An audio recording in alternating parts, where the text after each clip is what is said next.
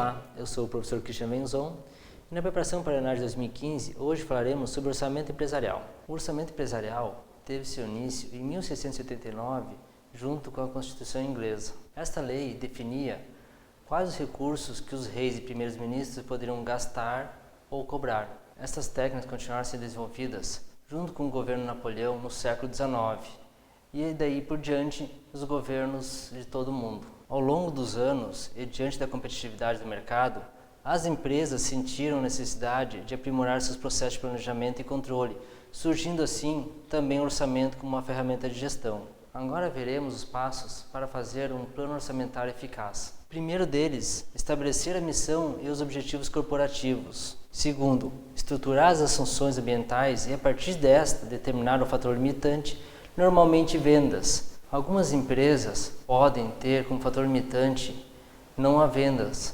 mas, por exemplo, a produção. No caso, uma empresa mineradora, ela não vai ter a venda e sim a produção como fator limitante. Terceiro passo, elaborar o orçamento a partir da função restritiva do fator limitante. Quarto, elaborar os outros orçamentos, vendas, despesas administrativas, compra de produtos, coordenando-os com o fator limitante e os objetivos corporativos da empresa.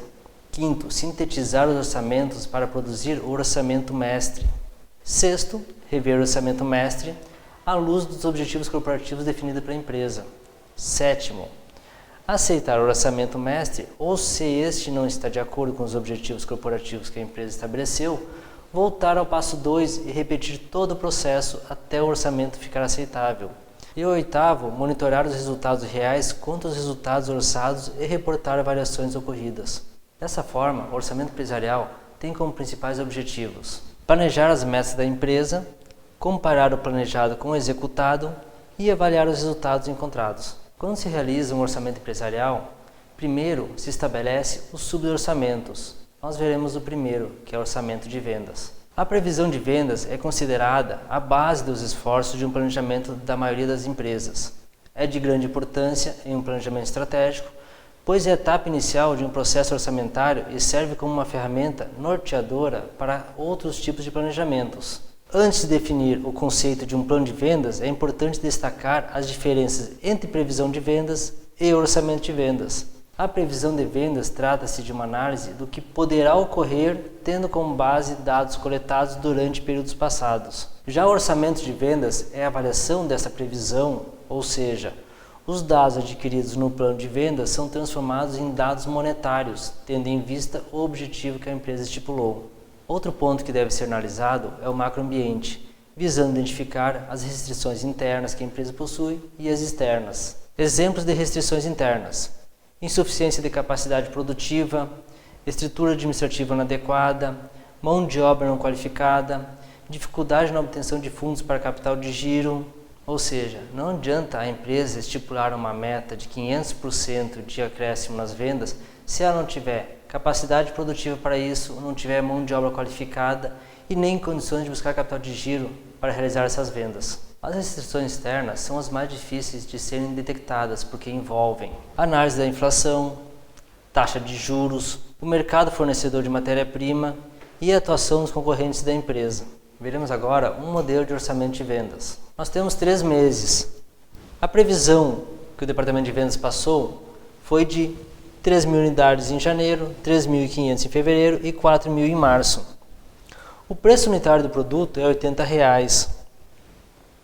A receita bruta da empresa vai ser os 3.000 vezes 80, 240.000 em janeiro, menos os impostos, que é 15%, vai dar 48.000. Então a receita líquida que a empresa vai ter em janeiro vai ser 192.000, fevereiro 224 e março 256. Assim é feito até o final do ano. Finalizado o orçamento de vendas, o próximo passo é fazer o orçamento de produção. Inicia-se a elaboração do orçamento de produção, cujo objetivo é assegurar um nível de produção suficiente para atender a demanda prevista no orçamento de vendas e os estoques pré-estabelecidos. Na elaboração deste orçamento estão implícitas decisões de grande impacto sobre a lucratividade da empresa, já que tanto os estoques de matéria-prima como os de produto em elaboração e acabados necessitam de uma grande parte do investimento total da empresa. Ao realizar o orçamento de produção, devem ser levados em consideração fatores como espaço de armazenamento, disponibilidade de mão de obra, prazo de entrega de materiais e capacidade dos equipamentos, entre outros. Este processo orçamentário possibilita a elaboração dos orçamentos de compra de matéria-prima, mão de obra direta e custos indiretos de produção. Nesse slide, vemos um modelo de orçamento de produção. Temos os mesmos meses, de janeiro a março, e a mesma previsão de vendas, 3.000, 3.500 e 4.000. A empresa definiu um estoque final, ou um estoque de segurança, de 350 unidades, ou seja, a previsão de produção vai ser 3.350 em janeiro. Como a empresa já tinha um estoque inicial de 300 itens já acabados, a previsão de produção unidades vai ser a diferença dos dois, que é 3.050. Para o próximo mês, temos a produção de 3.500, um estoque de segurança de 350, ou seja, a previsão necessária são 3.850 peças. Só que o estoque final de 350 vai ser o estoque inicial de fevereiro. Então a capacidade produtiva vai ser os 3.500. E para março a mesma coisa. A previsão de vendas é 4.000, o estoque de segurança 350, previsão de produção seria 4.350. Como o meu estoque final é o inicial de março, minha previsão de produção vai ser 4.000 unidades.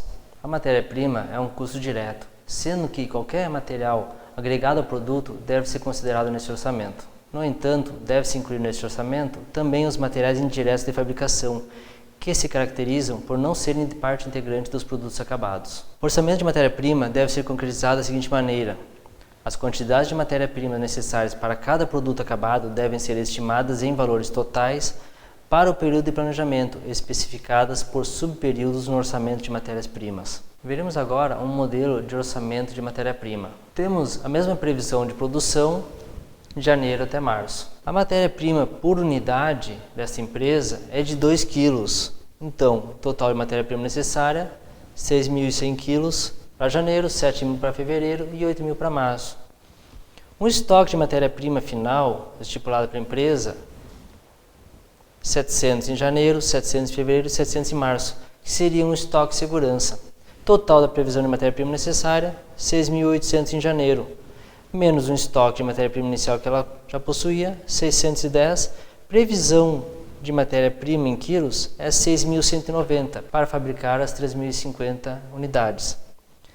Previsão de preço por quilo, R$ 5,00, em total de custo de matéria-prima em janeiro, 30.950.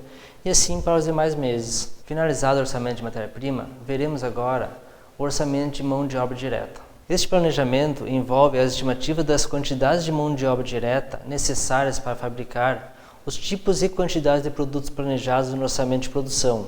Os principais motivos para se elaborar um orçamento deste tipo envolvem informações do volume necessário de mão de obra direta, o número de empregados exigidos, o custo unitário de fabricação de cada produto e as necessidades de fluxo de caixa mensal para isso. O quadro de pessoal necessário durante o período projetado, incluindo programação de férias, horas extras, folha de pagamento e outras despesas com pessoal. Este orçamento pode ser apresentado com as quantidades e valores de mão de obra direta por produto, porcento de custo e período de tempo, detalhadamente descritos. O orçamento de mão de obra direta, mais matéria-prima e os custos indiretos de fabricação vão dar o custo total de fabricação da empresa. Veremos agora um orçamento de mão de obra direta. Continuamos com a mesma previsão de produção e a empresa estipulou que para fazer cada unidade de produto ela leva 2 horas. Total de mão de obra, 6.100 horas. Previsão de valor de hora, R$ 10,00. Um custo total de mão de obra de R$ 61.000. E assim para os meses de fevereiro e março e adiante. Veremos agora o orçamento das despesas de vendas e administrativas. A análise prévia das despesas de vendas e administrativas deve fornecer dados suficientes para que a alta direção oriente o nível de despesas exigidas pelos objetivos e metas fixados para o período. Incluem todas as despesas necessárias para a gestão das operações da empresa.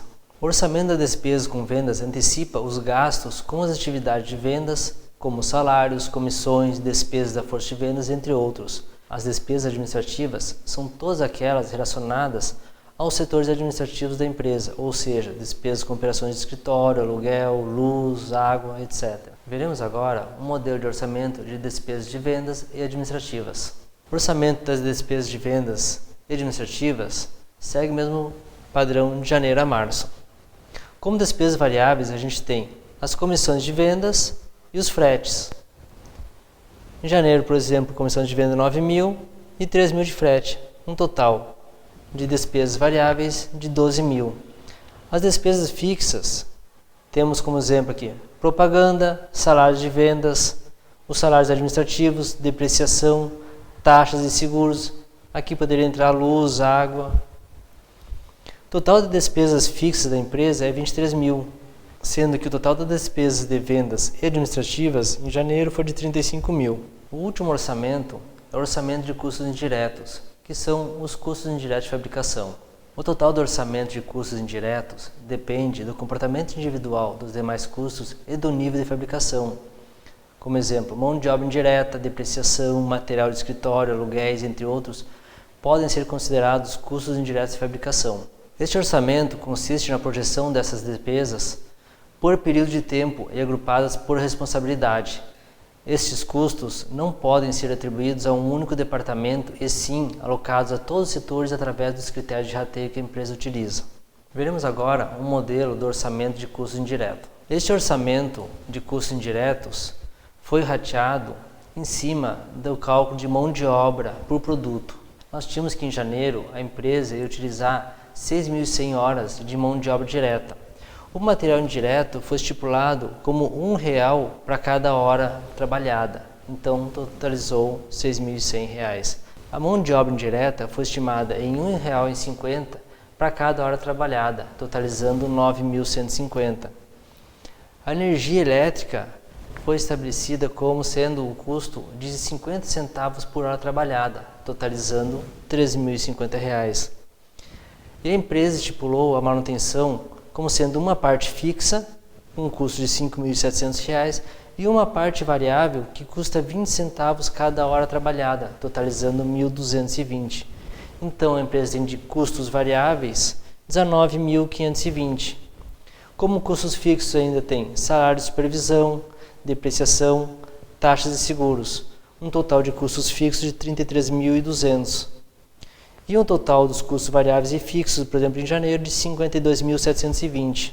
Após encontrar o total de custos variáveis e fixos, como temos no exemplo aqui de janeiro de R$52.720, a soma de todos eles do período de um ano, dividido pelo valor da mão de obra direta, que seria 6.100 em janeiro, por exemplo, 7.000 em fevereiro, a divisão dos dois vai me dar a taxa de rateio do custo indireto de fabricação que cada produto vai ter agregado, que neste caso aqui vai ser 7,92.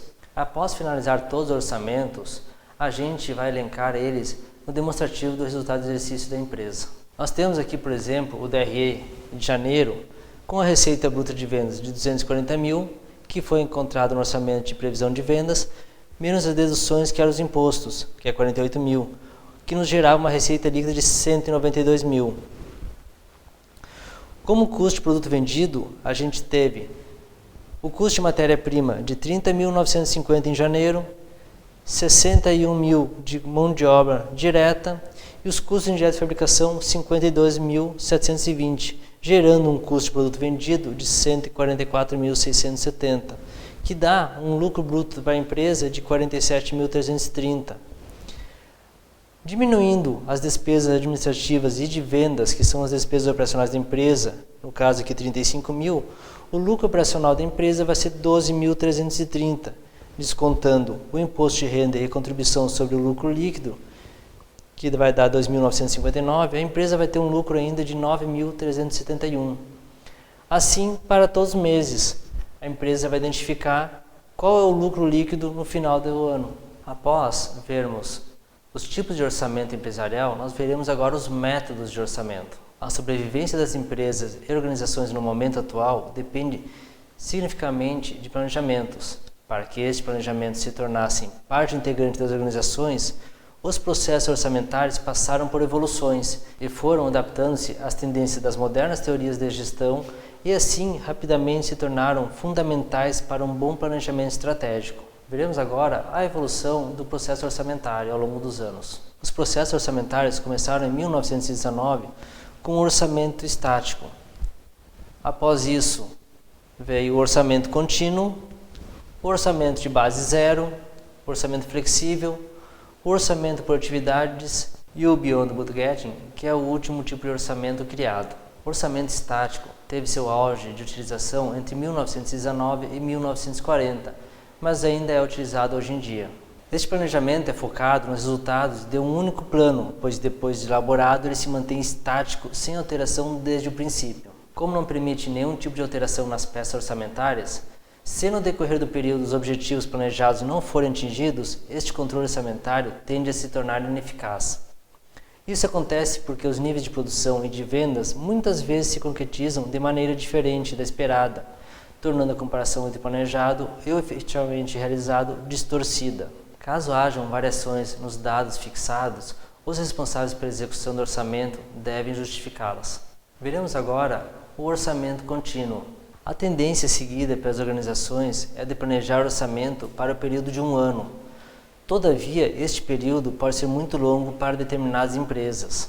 De forma simplificada, o orçamento contínuo parte de uma análise do que deu certo ou errado no período projetado, normalmente 12 meses.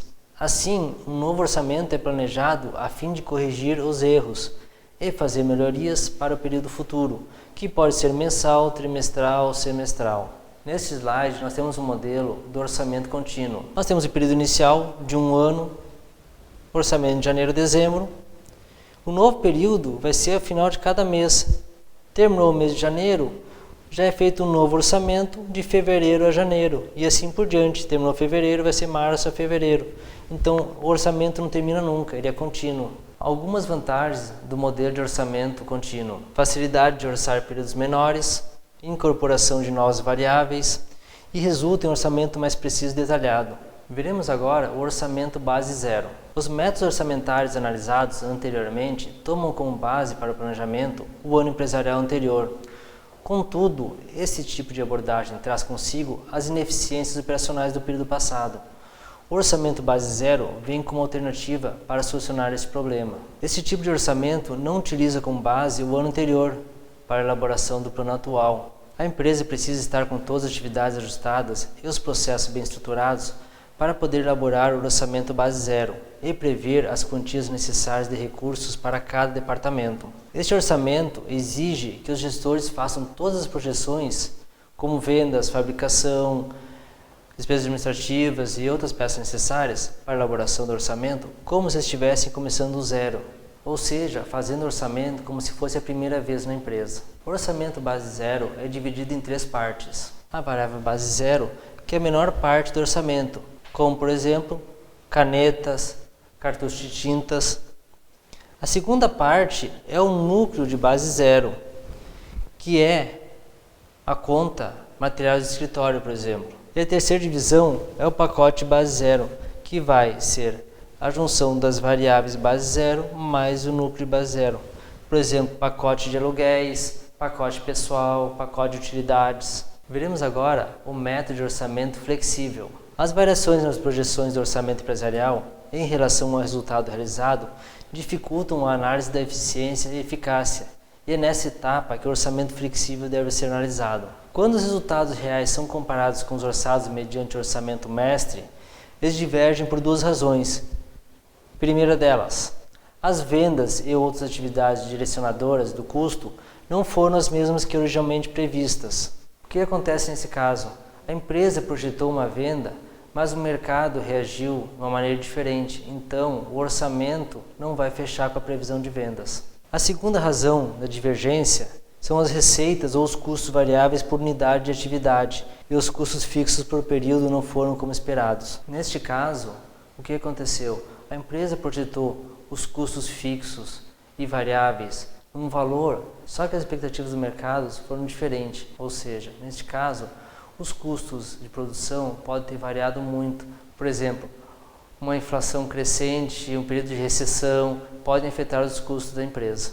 Para que ocorra o orçamento flexível, os eventos que possuem mensuração unitária devem ser considerados variáveis, enquanto os custos fixos continuam sendo apresentados dentro do enfoque tradicional, ou seja, o orçamento estático. No modelo de orçamento flexível, ao contrário do modelo estático, que prevê, por exemplo, uma previsão de vendas de 1.000 unidades no ano, no modelo flexível, a empresa irá trabalhar, por exemplo, com 950 unidades até 1.050, tendo essa flexibilidade de orçamento. Um cuidado com o modelo de orçamento flexível é a flexibilidade, porque a empresa tendo essa variação entre 950 e 1.050, por exemplo, não tendo uma preocupação da empresa como um todo com o cumprimento do orçamento. Veremos agora o modelo de orçamento por atividades, que é baseado no custeio ABC para a elaboração do orçamento. O custeio baseado em atividades ou custeio ABC parte da premissa de que as atividades que provocam o consumo de recursos e não os produtos, identificando as atividades da organização, entendendo seu comportamento e buscando relacionar as atividades com os produtos. Portanto, o orçamento por atividade é naturalmente utilizado pelas organizações que já aplicam o método ABC, por ter como facilitador o método de custeio. O orçamento por atividades compreende 4 etapas. Primeiro, orçar os custos para a realização das atividades de cada área. Segundo, determinar a demanda individualmente de acordo com o orçamento na produção e no desenvolvimento de um novo produto. Terceiro, calcular os custos de cada atividade. E quarto, estabelecer um orçamento de custo total de todas as atividades. Veremos agora o orçamento Beyond Budgeting. A maioria das empresas trabalha atualmente seguindo os modelos de gestão e avaliação do desempenho com base em orçamentos como citados anteriormente. No entanto, essa cultura deve ser abolida, já que os processos orçamentários são extremamente detalhados, demorados, onerosos e adicionam pouco valor para as organizações, não atendendo mais às necessidades de um mercado cada vez mais competitivo. Em 98, surge o Beyond Budgeting, conhecido como Além do Orçamento, com o objetivo de flexibilizar e descentralizar as formas de gestão. Este modelo orçamentário foi criado por um grupo de empresas que abandonaram o orçamento tradicional em busca da diminuição do tempo e dinheiro gastos na elaboração dos antigos métodos orçamentários. O Beyond Budgeting defende a não inserção dos orçamentos tradicionais em uma organização, devido a 3 problemas decorrentes desses modelos: manipulação dos números para se atingir os resultados, alto custo para sua elaboração e falta de conexão com o ambiente globalizado atual. A aplicação deste modelo de gestão gera resultados e metas flexíveis e contínuas, consequentemente proporciona respostas rápidas aos clientes, reduzindo o desperdício e melhorando o atendimento aos clientes. Comparando o modelo tradicional de orçamento com o Beyond Budgeting, tem-se 2 diferenças básicas. Primeira, é o modo mais adaptável de gestão. Ao invés de planos anuais fixos que amarram os gerentes e as ações predeterminadas, eles são revisados continuamente e baseado em objetivos elásticos, vinculados com o desempenho superior de empresas de classe mundial. E por segundo, o Beyond Budgeting permite a adoção de um modo de gestão mais descentralizado, em lugar de hierarquia e liderança centralizada, e habilita a tomada de decisões e o senso de responsabilidades sobre o resultado previamente fixado. A aplicação deste modelo de gestão gera resultado de metas flexíveis e contínuas, consequentemente, proporciona respostas rápidas aos clientes, reduzindo o desperdício e melhorando o atendimento aos clientes. Hoje vimos os métodos orçamentários e os tipos de orçamento. Espero ter colaborado para com todos. Muito obrigado.